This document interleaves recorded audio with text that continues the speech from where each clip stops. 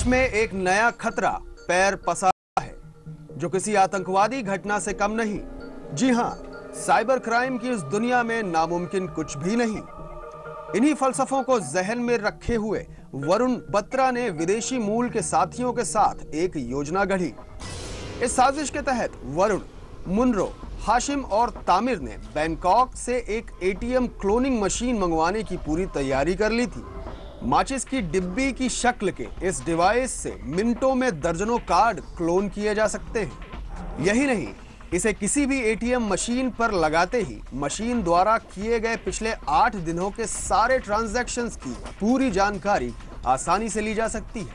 ये लोग इस प्रयास में थे कि एटीएम में कुछ ऐसे स्कीमर सॉफ्टवेयर लगाए जाएं जिससे जिस भी एटीएम में कोई भी ट्रांजैक्शन के लिए जाता है तो उसका जो भी मैग्नेटिक स्ट्रिप पे डाटा रहता है वो डाटा इनके पास स्कीमर आ जाए और उसके थ्रू फिर ये कार्ड क्लोनिंग करके और उन लोगों के अकाउंट को ये यूज कर सके। क्राइम ब्रांच को पूछताछ में यह भी पता चला कि वरुण बत्रा, जिसकी उम्र महज 20 साल भी नहीं है, जबकि वह इतनी कम उम्र में 1 लाख से ज्यादा बार हैकिंग की घटनाओं को अंजाम दे चुका है। वरुण गाजियाबाद का एक 10वीं फेल लड़का है, जिसने यूट्यूब और नेट फोरम पर, साथ ही उसने यहाँ हैकर्स की अंतर्राष्ट्रीय टीम भी बनाई और ये टीम भारत में आर्थिक तौर पर होने वाले आतंकवाद की एक नई इबारत लिखने की तैयारी में थी। इन दोनों की जानकारी हम लोग FRO जो हमारा दिल्ली में है, जहां इनके सभी विदेशी लोगों के है और उनका वीज़ा कब आया, कितने दिनों का था, तो वो जानकारी हम लोग दिल्ली से मंगा रहे हैं। उस जानकारी में अगर ये बात आई कि ये विदेश में गए हैं तो फिर हम जो इंटरनेशनल एजेंसीज हैं उसके लिए हम लोग CBI के मार्फत उनका रेड कॉर्नर नोटिस जारी कराएंगे और अगर ये जानकारी आती है कि इंडिया में ही कहीं ये लोग होने की संभावना है तो उसके लिए हम लोग लुकआउट नोटिस होता है जो सभी एयरपोर्ट्स पे सूचनाएं दी जाती हैं। क्राइम ब्रांच ने वरुण और मुनरो को 16 फरवरी तक पूछताछ के लिए रिमांड हासिल कर लिया है।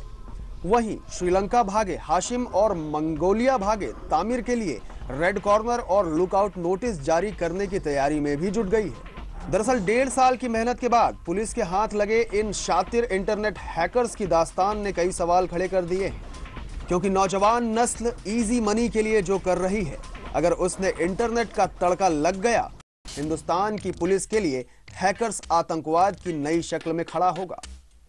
कैमरा पर्सन धर्मेंद्र सांगले के साथ आदित्य सिंह, बंसल न्यूज, इंदौर। जिंदगी के हर मोड़ पर लोगों को किसी न किसी परेशानियों से दो चार होना पड़ता है। कोई मुश्किलों को पार कर अपनी मंजिल हासिल करता है तो कोई अपनी लड़ाई बीच में ही हार जाता है। चलिए आपको दिखाते हैं इंदौर के एक ऐसे ही शख्स की दास्तां जो एक हाथ से लाचार होने के बावजूद अपनी जिंदगी की लड़ाई बखूबी लड़ रहा है।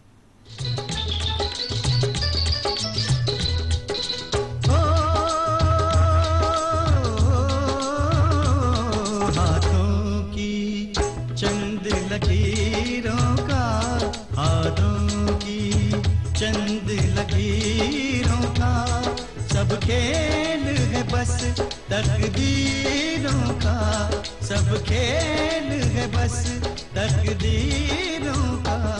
ये तस्वीर हिमालय से ऊंचे उन हौसलों की है, उन फौलादी इरादों की है, जिसने इस शख्स को तमाम मुश्किलों के बाद भी जिंदगी की नाइंसाफी से लड़ने का मादा दिया।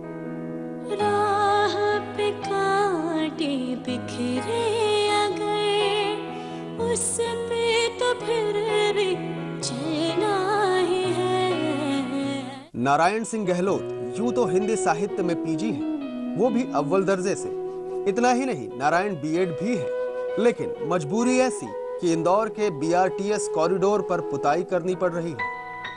खुद के वजूद को जिंदा रखने के लिए ऐसा करना नारायण सिंह के लिए जरूरी है, लेकिन इसके बाद भी जिंदगी में जो सपने खुद और परिवार के लिए संजोए हैं, उन्हें अंजाम तक पहुंचाने के लिए पढ़ाई का सिलसिला भी जारी है। जब तक मैं इस काम के साथ साथ में मैं और भी वो जो नौकरी वाला है, मेरे को कहीं भी अच्छी जॉब मिल जाए, इसके लिए मैं हमेशा प्रयत्नशील, जब तक नहीं मिलेगा तब तक मैं संघर्ष करता रहूँगा। हर प्रकार की जो भी एग्जाम जो भी निकलती है उसमें मैं आवेदन अप्लाई करता रहता हूँ और उसको देता रहता हूँ। बीआरटीएस कॉरिडोर पर रेलिंग की पुताई का काम कर रहे नारायण सिंह को ये काम मिलने की कहानी भी काफी दिलचस्प है। काम की तलाश में भटकते हुए नारायण जब पहुंचे तो लोगों ने पूछा कि एक हाथ नहीं होने के बाद भी क्या पुताई का काम कर पाओगे? तो नारायण ने जो जवाब दिया उससे इस शख्स के हौसले की तस्वीर साफ हो जाती है। मन की काम मेरे को अगर आप दोगे तो मैं सीख जाऊंगा, नहीं करूँ मेरे को पता नहीं होगा तो फिर उनने मेरे को काम दिया तो फिर मैंने उसको करने लगा।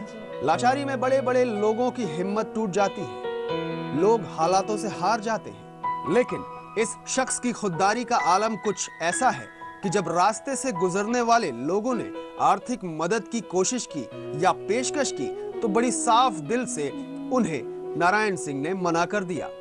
खुद पर यकीन इतना हाथ फैलाने से अच्छा संघर्ष करना मंजूर है। राह पे कांटे बिखरे अगर उस पे तो फिर भी चलना ही है। हमेशा मैंने अपने बलबूतों के ऊपर ही मतलब मैं किसी से एक पैसे एक चंदा मतलब हाथ फैलाने वाली मेरी आदत नहीं है।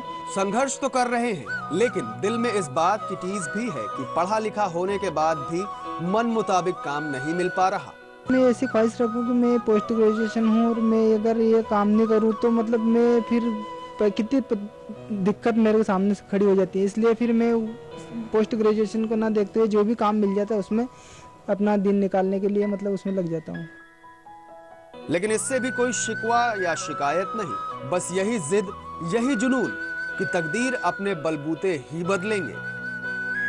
इस संघर्ष ही परिवार और समाज का साथ ना मिला हो, लेकिन पत्नी लीला हर कदम पर अपने पति का साथ दे रही है। नारायण सिंह गहलोत न सिर्फ अपने जैसे लाचार लोगों के लिए एक मिसाल है, बल्कि ऐसे लोगों के लिए भी एक सीख है जो जिंदगी की जंग में आने वाली मुश्किलों से हार कर अपनी मंजिल तक पहुंचने से पहले ही घुटने टेक देते हैं। अगर आदमी संघर्ष करता रहेगा तो समस्या कभी ना कभी तो हल निकलेगा उसका। इसलिए मैं हमेशा उन लोगों को भी मैं यही सलाह देना चाहता हूँ कि जो विकलांग भाई है वो हमेशा संघर्ष करें और किसी के पास मतलब अपने को ऐसा निशाना देखें कि भाई अपन विकलांग है ऐसा है और कोई हमेशा अपन भी उसी उन जो अच्छे लोग दौड़ रहे हैं उसी के साथ में अपन को भी अच्छे से दौड़ लगाना चाहिए। मजबूरी में मजदूरी कर रहे नारायण को अच्छी नौकरी नहीं मिल पाने की टीस तो है, लेकिन इस बात का सुकून भी है कि वो अपने बलबूते तकदीर बदलने की कोशिश कर रहे हैं। हालांकि इस मुश्किल समाज का साथ नहीं मिला, खुद मुख्यमंत्री से भी नौकरी के लिए मदद मांगी, अपना व्यापार शुरू करने के लिए उद्योग केंद्र के चक्कर काटे, लेकिन मिला तो केवल आश्वासन। इसके बावजूद नारायण सिंह के हौसले पस्त नहीं पड़े।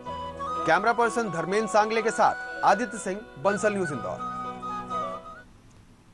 और इसी के साथ इस बुलेटिन में इतना ही। नमस्कार।